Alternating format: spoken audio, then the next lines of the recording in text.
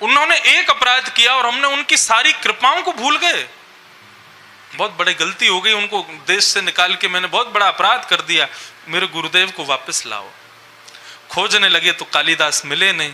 तब राजा विद्वान था, कालिदास का शिष्य था, तो राजा ने एक श्लोक लिखा और वो श्लोक आधा लिखा और कहा कि भाई जो इसको पूर्ण कर देगा मैं उसको 100 सोने की मोहर दूंगा, क्योंकि राजा जानता था सिवाय कालिदास के इसको पूरा कोई नहीं कर सकता। श्लोक क्या था? कमलेत कमलोत्पत्ति श्रूयते न तु दृश्यते। आधा श्लोक। कमल से कमल उत्पन्न होता है, यह केवल सुना गया है, देखा कभी नहीं गया। कमल में और कमल उत्पन्न हो जाए ऐसा केवल सुना जाता है, देखा तो कभी नहीं। आधा लिख करके आधा छोड़ दिया, नीचे लिख दिया जो पूरा करेगा 100 सोने की मोहर। पूरे नगर में उसके बोर्ड लगवा दिए, जो पूरा करेगा 100 सोने की मोहर। राजा ने अपने नगर के अलावा और नगरों में भी उसके प्रचार कर दिए, जो पूरा करेगा उसको 100 सोने की मोहर। किसी दूसरे नगर की एक वैश्या ने देखा, 100 सोने की मोहर मतलब जीवन भर के लिए भोजन मिल जाएगा।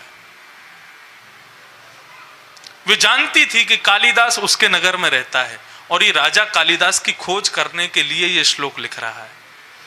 उसने वो बोर्ड वहां से उतार करके अपने वैश्यालय के बाहर लगा दिया, क्योंकि वो जानती थी कालिदास यहां से निकलते हैं। और विद्वान का एक गुण होता है, यदि वो अपने से जुड़ी हुई कोई चीज देख ले तो उसको पूर्ण करके ही फिर आगे कुछ करता है। तो कालिदास जैसे ही वहां से निकले, कालिदास ने देखा कमलेत कमलोत्पत्ति श्रूयते न तु दृश्यते। नीचे वाले पंक्ति तो पूरी की नहीं किसी ने, कालिदास से रुका नहीं गया। तुरंत उन्होंने सिड्डी ली और चढ़ गए ऊपर और नीचे लिख दिया बाले त्वम मुखाम भोज कथम इंद्रि वरद्वयम। उनका भाव क्या था? कमल से कमल उत्पत्ति होती है, सुना गया है, देखा नहीं गया। कालिदास कहते हैं श्याम सुंदर का मुख कमल है और उस मुख कमल पर 2 नेत्र कमल हैं, हो गई कमल से कमल की उत्पत्ति।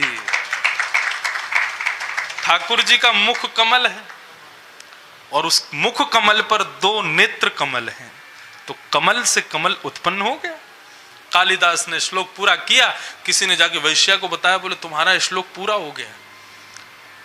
वैश्या निकल करके बाहर आई, उसने कालिदास के चरणों में प्रणाम किया। उसने कहा 100 सोने की मोहर तो मेरे नाम हो गई, लेकिन राजा को यदि कालिदास मिल गया तो क्या पता उसने मुझे मोहर नहीं दी, तो क्योंकि श्लोक तो इन्होंने पूरा किया है। उन्होंने कहा यदि कालिदास जीवित रहेगा तो मुझे 100 सोने की मोहर नहीं मिल पाएंगी। छल करके कालिदास को अपने घर में ले आई, आप मेरे यहाँ थोड़ा प्रसाद पा लीजिए। कालिदास भी कृपा करने के भाव से उनके घर में गए। वैश्या ने घर का दरवाजा बंद किया और जल में किसी व्यंजन में विष मिलाकर के कालिदास को दे दिया। कालिदास की मृत्यु हो गई और उनका शव एक नदी में फेंक दिया। और वैश्या ने जाकर के वो मंत्र जो पूरा हुआ था वो जाकर के राजा के सामने प्रस्तुत कर दिया। राजा ने जैसे ही श्लोक देखा, वैश्या से बोले किसने लिखा है? वैश्या बोली मैंने लिखा है। तुरंत राजा ने तलवार निकाल दी। बोले तुम एक नगर की वैश्या और तुम्हारे मन में इतना पवित्र भाव हो ही नहीं सकता, सच बताओ किसने लिखा है? बंदियों ने सैनिकों ने बंदी बना लिया, हाथ पैर बांध लिए उसके, बोले सत्य बता किसने लिखा है? तो बहुत कहने के बाद वो वैश्या कहती है कालिदास ने लिखा। राजा ने तलवार दूर फेंक दी, चरण पकड़ लिए, बोले मेरे गुरुदेव कहां है? तू सो नहीं, तेरे को 500 मोहर दूंगा, लेकिन मेरे गुरुदेव का परिचय दे, वो कहां है? वैश्या घबराने लगी, कैसे बताऊं? तो वैश्या ने बताया मुझे लगा कि कालिदास यदि आपको मिल गए तो आप 100 सोने की मोहर नहीं दोगे, इसलिए मैंने कालिदास को विष दे दिया। उसी समय राजा ने उस वैश्या का सर धड़ से अलग कर दिया। कालिदास के शव को खुजवा करके उनका अंतिम संस्कार किया। अंतिम संस्कार करके राजा का मन बड़ा व्याकुल, वे अपने गुरुदेव के पास, दूसरे गुरुदेव एक संत थे उनके पास गए और जाकर के कहा, महाराज इतना बड़ा ज्ञानी, इतना बड़ा ज्ञानी कालिदास, और ऐसी ऐसी ऐसी मृत्यु। कहां तो भगवान वेदों में कहते हैं रते ज्ञानान्न मुक्ति, ज्ञान के बिना मुक्ति नहीं मिलती, और इतना बड़ा ज्ञानी कालिदास जिसने संपूर्ण जीवन अपना ज्ञान युक्त होकर के भगवान की सेवा में व्यतीत कर दिया, आज उसकी इतनी दर्दनाक मृत्यु क्यों? तब उस संत ने जो बात कही वो सुनने योग्य है। उन्होंने कहा कि देखो, कालिदास था ज्ञानवान, बहुत विद्वान, लेकिन कालिदास ने एक सुंदर विद्या को एक कुपात्र वैश्या को दे दिया। जो ज्ञान वहां लिखा उन्होंने, उसकी योग्य नहीं थी वो वैश्या। उस सुंदर विद्या को एक कुपात्र वैश्या को उन्होंने दे दिया, इसलिए विद्या ने ही उनको शाप दे दिया। इसलिए राजन, कहीं हमारी विद्या किसी कुपात्र के पास ना चली जाए, इसलिए हमारी विद्या के सबसे बड़े पात्र केवल राधा रमन लाल हैं, केवल बिहारी जी हैं। अपनी समस्त विद्या का दान केवल उन्हीं को करो। आपने किसी और को रिझाने के लिए उसको प्रस्तुत कर दिया और कहीं वो उसके योग्य नहीं हुआ, तो आपकी विद्या कहीं आपको श्राप ना दे दे। इसलिए सावधान।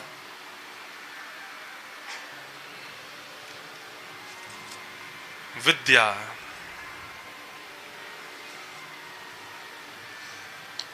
माता शत्रु पिता बैरी ये न बालो न पाठिता। वो मां शत्रु मानी जाती है, पिता बैरी माना जाता है बालक का, जो बालकों को सुंदर विद्या नहीं दिलाते। विद्यालय की विद्या प्राप्त करना बहुत जरूरी है, लेकिन ये भगवदीय विद्या, आजकल के माता पिता कहते हैं अभी बालकों को पढ़ने दो, स्कूल पूरा हो जाए, कॉलेज पूरा हो जाए, फिर ले जाएंगे सत्संग में। फिर नहीं आने वाला वो, फिर नहीं आएगा, फिर तो क्लबों में ही जाएगा, ये क्लब में नहीं आएगा। इसलिए कौमाराचरेत प्राज्ञो धर्मान भागवतानि है। कुमार अवस्था से ही बालकों को सत्संग में लाना शुरू करो। मुझे कल बता रहे थे कि हमारे साईं अम्मा के दरबार में किसी नए व्यक्ति को प्रवेश नहीं है। यहाँ पर सेवक सेवा कोई करना चाहे तो किसी नए को प्रवेश नहीं मिलता। जो पुराने हैं उन्हीं के बालक पर शिष्य बालक ही यहाँ पर सेवा में आते हैं। क्यों?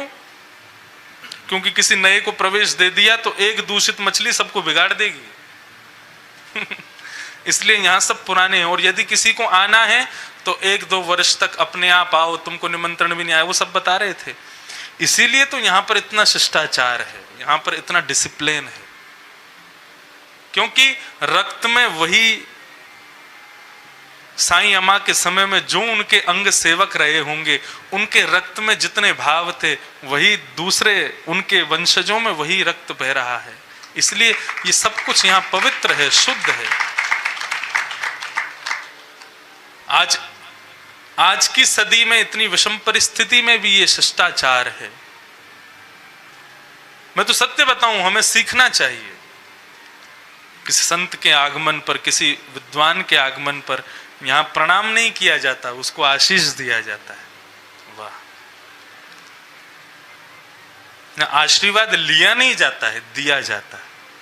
और आपको एक बात बताएं, ये कोई आपकी परंपरा है नहीं, ये सबकी परंपरा ही यही है। श्रीमद् भागवत में स्पष्ट वर्णन है।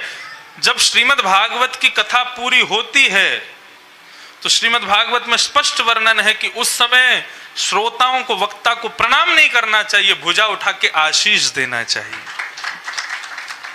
श्रोता अपने हृदय से आशीष दें, हे व्यास जी, आप जुग जुग जियो, प्रसन्न रहो।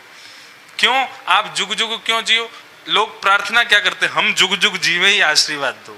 लेकिन व्यास को आशीर्वाद दिया जाता है आप जुग जुग जियो, ताकि आप निरंतर ये कथा गंगा सुनाते रहो, सबको आनंदित कराते रहो। तो ये परंपरा, इससे सीखना चाहिए। ये हमारी परंपरा है, हम लोग भूलते जा रहे हैं। विद्या, विद्या पर कितना बोलूं, मैं बोलता ही चला जाऊंगा, लेकिन जो हमारे ग्रहण योग्य बात है वो मैंने कह दी है। 2-3 नोट समझ में आए। पहली बात, विद्या किसी कुपात्र को नहीं देनी, भगवदीय विद्या का विक्रय नहीं करना, और प्रयास करें कि जो विद्या हमारे पास है हम उससे ठाकुर जी को रिझाने का प्रयास करें। भक्ति का मतलब ही यही है, कोई अतिरिक्त, कोई अति किसी से सीखनी नहीं है कि ये ऐसा करते हैं तो मैं भी ऐसा करूं, नहीं। कॉपी कभी मत करना किसी की। सदैव आपके पास जो है उसको ही भक्ति बना करके प्रस्तुत करो। विद्या, विद्या के बाद में जो 9वां लक्षण है धर्म का, वो है सत्य। सत्य बंधुओं धर्म का लक्षण नहीं है, सत्य स्वयं लक्ष्य, स्वयं धर्म है। या फिर ये जितने भी मैंने आपको बात बताए हैं ये कोई भी लक्षण मत समझो, ये स्वयं धर्म है। सत्य स्वयं धर्म है। क्यों है धर्म? असत्य आप किसी से भी बोल सकते हो, असत्य आप किसी को भी सुना सकते हो, लेकिन जब स्वयं सुनने की बारी आएगी ना तो आप स्वयं असत्य नहीं सुन सकते। आपको सत्य ही चाहिए। आप किसी से भी झूठ बोल सकते हो, लेकिन जब अपनी बारी आती है तो आपको सत्य ही चाहिए। इसका मतलब क्या है? सबको सत्य चाहिए। असत्य कोई नहीं सुनना चाहता, झूठ कोई नहीं सुनना चाहता, सब सत्य ही सुनना चाहते। सत्य को श्रेष्ठ इसलिए बताया गया, अरे श्रीमद् भागवत का प्रथम श्लोक तो सत्य की ही वंदना करता है। श्रीमद् भागवत जैसा विशाल ग्रंथ, महान ग्रंथ, स्वयं श्री बांके बिहारी जी का वांग्मय स्वरूप है, वाणी में स्वरूप है श्रीमद् भागवत। उस श्रीमद् भागवत का जो प्रथम श्लोक है वो सत्य का वंदन करता है। जन्माद्यस्य यतोऽन्वयादितरतश्चार्थे स्वविज्ञस्वराट् तेने ब्रह्म हृदय आदि कवये मुह्यन्ति सूरयः तेजो वारि मृदां यथा विनिमयो यत्र तृषगो मृषा धाम्ना स्वेन सदा निरस्तकुहकं सत्यं परं धीमहि। श्रीमद् भागवत का प्रथम श्लोक ही सत्य की वंदना करता है। सत्य, सत्य का एक गुण होता है, सत्य को कितना भी छुपा लो वो छुपता नहीं है। आज नहीं तो कल, जिस प्रकार भगवान छुपाए नहीं छुपते, प्रेम छुपाए नहीं छुपता, वैष्णवता छुपाए नहीं छुपती, ऐसी सत्य को कितना भी छुपा लिया जाए, उस छुपाने के लिए चाहे करोड़ों झूठ बोल दिए जाए एक सत्य को छुपाने के लिए, लेकिन सत्य का ये नियम है, सत्य का ये स्वरूप है, वो एक दिन प्रस्तुत हो जाता है, निकल आता है। इसलिए उसको भगवत स्वरूप माना गया। सत्य का ये भाव है। सत्यम ब्रूयात, सत्य बोलो। लेकिन कई स्थान ऐसे होते हैं, कई परिस्थितियां ऐसी होती हैं कि उन परिस्थितियों में झूठ बोल, अगर सत्य बोल दिया बहुत बड़ा गलती हो जाएगी। तो विवेक युक्त होकर के सदैव विचार करो, सत्य सब जगह श्रेष्ठ नहीं होता, लेकिन जहां श्रेष्ठ है वहां। अच्छा एक बात कहें, हमारी भगवदीय भाषा में, हम भक्तों की भाषा में, भक्ति की भाषा में सत्य क्या है? भगवद नाम ही सत्य है। बाकी सब असत्य है। भगवान का नाम ही परम सत्य है। श्री बिहारी जी का नाम ही परम सत्य है। इसलिए नाम को वंदन किया गया भागवत में। भगवान से भी पहले भगवत नाम को वंदन किया गया। सत्य।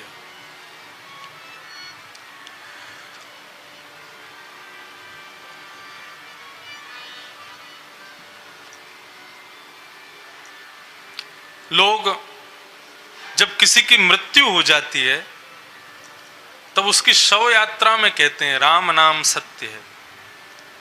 लेकिन विडंबना देखो इस संसार की, यदि किसी की मृत्यु ना हुई हो, 10 लोग बैठे हों और उस बीच में बोल दिया जाए राम नाम सत्य है, ए भाई क्या बोल रहे हो तुम, चुप, अरे भाई शुभ शुभ बोलो, शुभ शुभ बोलो, ये अशुभ है। किसी का ब्याह हो रहा हो, फेरे चल रहे हो, जोर से बोलो राम नाम सत्य है। दुल्हा दुल्हन तुरंत देखेंगे टेढ़ी नजर से, हमारा अनहित चाहता है, यहां पर राम नाम सत्य बोल रहा है। ये हमारी अविवेक बुद्धि है कि हमने केवल राम नाम सत्य को वो सीमित स्थान दिया है, जब कोई मर जाएगा तभी बोलेंगे। क्यों? बाकी के समय राम नाम असत्य है, इसीलिए तो दुखी हैं हम लोग। ये जीवन भर के लिए ये बात मान ली जाए कि राम नाम ही सत्य है, बाकी सब असत्य है। किसी के मृत्यु काल में क्यों कहा जाता है राम नाम सत्य है? वो मृत्यु काल में वो शव के रूप में कहता है, शव कहता है सबसे, अरे भैया कंधे देने वाले चारों सुन लो, चाहे तू करोड़पति अरबपति खरबपति कुछ भी बन जाइयो, मर्सिडीज में घूम लियो, चाहे कितना भी धन कमा लियो, चाहे कितनी भी सुंदर कन्या से ब्याह कर लियो, कितने भी योग्य बालकों को कर लियो, कितने भी बड़े बड़े बंगलो बना लियो, एक दिन मेरी तरह तुझको भी लेटना पड़ेगा, तेरे साथ कोई नहीं जाएगा। देख मेरा बेटा ही जा रहा है मुझको जलाने के लिए, देख मेरे भाई बंधु अपने सारे जिनको मैंने अपना माना वो सब मुझको लेके शमशान जा रहे हैं, कोई भी तेरे साथ नहीं जाएगा, केवल राम का नाम तेरे साथ जाएगा। इसलिए बोल बेटा राम नाम सत्य है, तब वो बोलता हुआ जाता है। जीवन का सबसे बड़ा सत्य यदि कोई है तो वो है मृत्यु। किसी के जन्म लेने के बाद में कोई बहुत बड़ा ज्योतिषज्ञ, कोई बहुत बड़ा ब्रह्मवेत्ता, कोई बहुत बड़ा भविष्य कथन करने वाला भी ये नहीं बता सकता कि ये बालक बड़ा होकर के क्या बनेगा। लेकिन अनपढ़ गंवार व्यक्ति भी कह देगा ये बने चाहे कुछ भी, लेकिन मर जरूर जाएगा एक दिन। क्यों? क्योंकि वो सत्य है। श्री गोपाल भट्ट गोस्वामी जी अपने शालिग्राम भगवान को देख करके केवल ये वेदना में थे कि मैं आपका श्रृंगार नहीं कर सकता, मुझे आपके श्रृंगार का अधिकार नहीं मिला। वो कथा तो बहुत विस्तृत हो जाती है, पर वो हरिराम व्यास जी का पूरा चरित्र है, पर उसमें पद आएगा झूले रे झूले मेरे गंड की नंदन। इस पद को सुनकर के इतनी वेदना हुई, इतना विरह व्याप्त हो गया कि आपको गंडकी नंदन क्यों कह दिया।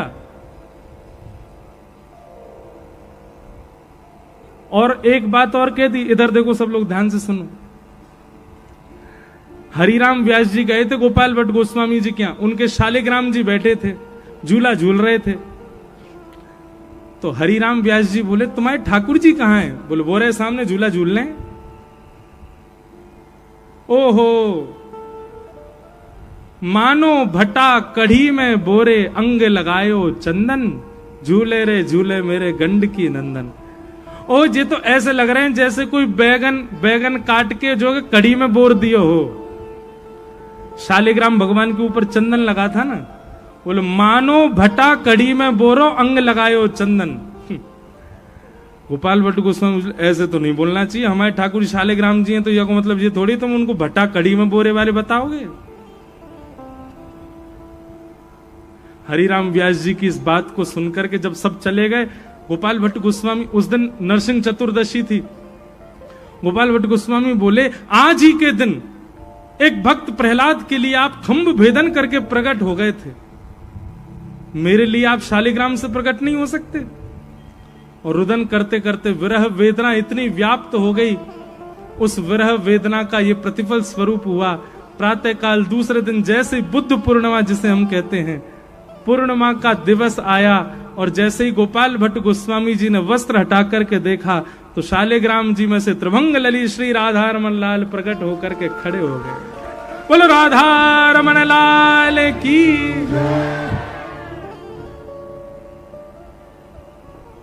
भगवान को प्रकट अवधि नहीं करती, भगवान को प्रकट समय नहीं करता, भगवान को प्रकट आपका नाम जप नहीं करता, भगवान को प्रकट आपकी विरह वेदना करती है। भगवान को प्रकट आपकी आप कितने व्याकुल हो, कितने उत्कंठा में हो, उससे प्रकट होते हैं ठाकुर जी। क्षमा कीजिएगा, हम आप सब लोगों के पास में नाम जप है, हम आप सब लोगों के पास अनुष्ठान है, हम आप सब लोगों के पास सेवा है, हम आप सब लोगों के पास में सब कुछ है, पर विरह नहीं है, उत्कंठा नहीं है, व्याकुलता नहीं है।